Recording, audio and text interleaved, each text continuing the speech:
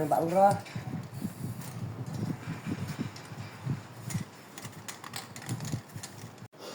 Assalamualaikum Pak Lurah.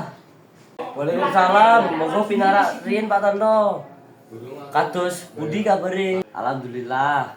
Sae, kula rawuh mriki nyuwun prisa lan matur usul, Pak. Nggih, monggo dipun aturaken ana usulan apa? Miturut pengamatan warga, dalam ing kampung sisih kidul niku rusak, kathah bolongan. Nalika udan dados becek, mbebayani kangge bocah-bocah sekolah. Leres Pak Tondo, kula sampun krungu keluar punika. Nanging amargi anggaran boten caket langsung, badhe dipun usulaken wonten APBDS taun ngajeng. Kula mangertos, nanging warga nyuwun menawi saged dipun menehi solusi sementara. Kados tambalan sekedhik utawi nguruki kalian batu krikil. Wah, punika ide ingkang trep. Kula badhe priksa stok material wonten gudang desa. Menawi saged dipun gunakaken rumiyin saksambi ngantos anggaran resmi. Leres.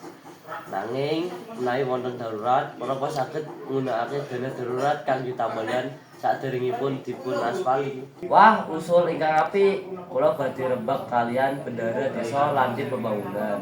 Supados saged dipun tangani sasageta.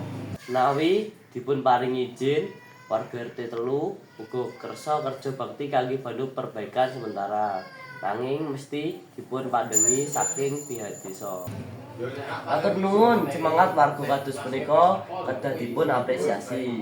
Kula badhe koordinasi kalian ketua RT lan kepala dusun supados kerja bakti saged dipun atur kanthi tertib.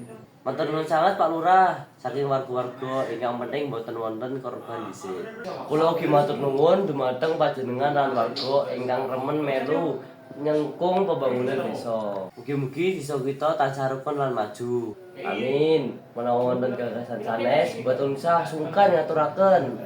Nggih Pak, matur nuwun. Kula pamit rumiyin nggih. Monggo Pak Tano, salam kangge keluarga nggih.